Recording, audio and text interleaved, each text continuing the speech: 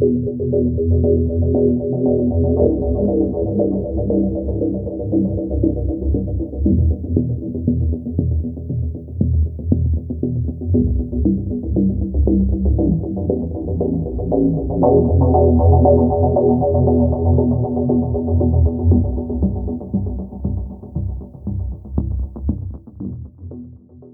qui est notre destin commun à nous, Européens, c'est la Méditerranée et l'Afrique, où notre destin se joue. Et donc nous avons en permanence essayé, nous Français, d'entraîner les Européens dans cette prise de conscience de la nécessité d'agir collectivement en Afrique et en Méditerranée. Et je suis absolument désolé de voir l'échec de nos engagements au Sahel. Et je pense que de toute façon, nous aurons à nous reposer la question.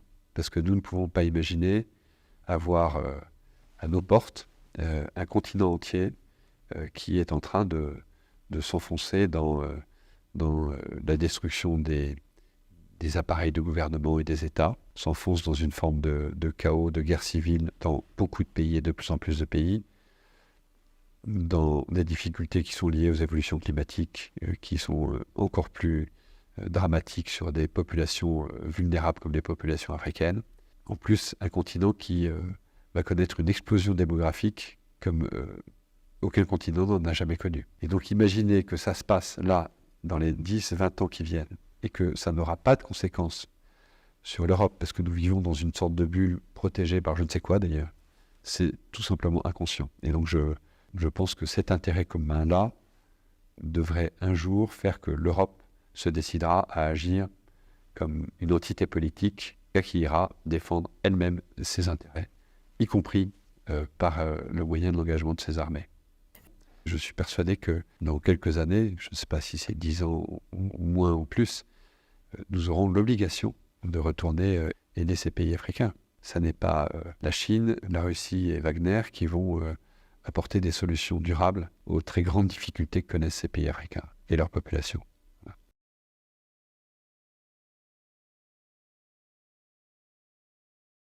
Vous allez commencer un nouveau cycle d'entraînement. La guerre de haute intensité. C'est à vous, chefs, officiers militaires, prenez ça en compte. Commencez à vous préparer pour la guerre de haute intensité. J'espère que je me fais comprendre. Ce n'est pas uniquement du terrorisme. Ouvrez l'œil. C'est beaucoup plus que ça. C'est une guerre de décolonisation. Et vous avez dû entendre ces derniers jours certains généraux ailleurs qui ont fait comprendre que s'il faille qu'ils viennent avec leurs armées nous recoloniser, il faut qu'ils viennent. Eh bien, préparez-vous à la guerre de haute intensité. Soit ils viendront eux-mêmes, soit ils passeront par leurs valets locaux qui sont ici pour essayer de troubler notre quiétude. Donc quiconque, je dis bien quiconque, que ce soit le terrorisme ou toute autre armée qui doit venir troubler notre quiétude, nous devons nous préparer à les accueillir sur de long terme et intensement. Voilà pourquoi je vous dis, préparez-vous à la guerre de haute intensité. Et ce terrorisme sera vaincu. Parce qu'ils savent que ça sera vaincu, qu'ils se préparent, soit au niveau local ici, ou bien à venir avec leurs armées pour nous combattre. Eh bien, on va se préparer à les accueillir.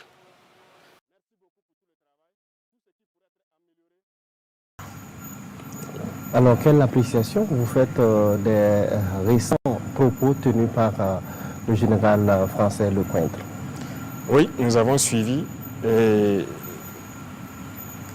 ils préparent la mentalité de leur peuple au cas où ils doivent intervenir, venir physiquement ici pour qu'on combatte. Donc, ils ont commencé à préparer. Ce n'est pas maintenant. L'année passée, le président Macron a tenu certains propos. Moi, je m'attendais à ce que les journalistes débattent sur ça, éclairer la lanterne des Burkinabés, éduquer les Burkinabés. Parce que le journalisme, ce n'est pas juste critiquer le pouvoir ou voilà, donner des informations sur qu'est-ce qui ne va pas. Vous avez la chance d'être journaliste en temps de guerre. Il faut participer à éduquer le peuple, à éveiller le peuple, parce que nous avons un ennemi. C'est ceux qui veulent nous réduire à l'esclavage. C'est votre rôle de le faire. Voilà, ce général a fait sa sortie. Je ne sais pas jusqu'à aujourd'hui, est-ce que les gens ont eu des débats assez pointus pour expliquer à la population quel est l'objectif de l'impérialisme. Ils ne sont pas d'accord qu'on se décolonise. ils veulent nous recoloniser. Le terrorisme est là, ils savent qu'on va vaincre le terrorisme. Et donc ils se disent maintenant, si jamais on arrive à vaincre le terrorisme, il faut qu'ils se préparent pour venir physiquement nous recoloniser. Parce qu'ils ne sont pas d'accord qu'on soit décolonisé. Parce que c'est leurs intérêts. C'est à travers nous qu'ils vivent. Donc c'est ça aussi. Il faut que les journalistes participent à ça. Maintenant, le débat ne se passe pas sur ça. Qu'on le veuille ou pas, on est en guerre. On doit chanter les louanges de nos soldats. On doit chanter les louanges de nos héros. On doit les accompagner. Et on doit expliquer au peuple ce que c'est que l'impérialisme. Comment ils veulent nous coloniser. Comment ils veulent nous maintenir dans la misère. Pour que eux, ils vivent. Pour que le peuple se réveille. Nous, on n'est pas là pour endormir le peuple. Et piller, faire ce qu'on a fait. On veut que le peuple se réveille. Qu'ils comprennent qui sont leurs ennemis. Et ça, c'est le travail du journalisme aussi. Dans ces temps de guerre. C'est l'histoire du Burkina qui s'écrit maintenant. Donc, je vous en prie, il faut faire un travail parce qu'eux, ils préparent l'opinion de leur peuple au cas où ils doivent intervenir, que le peuple les accompagne. Ah, c'est normal, il faut les coloniser. C'est du mensonge ce qu'ils racontent. C'est du mensonge. Mais l'objectif est connu. Et nous aussi, il n'y a pas de problème, on se prépare en conséquence.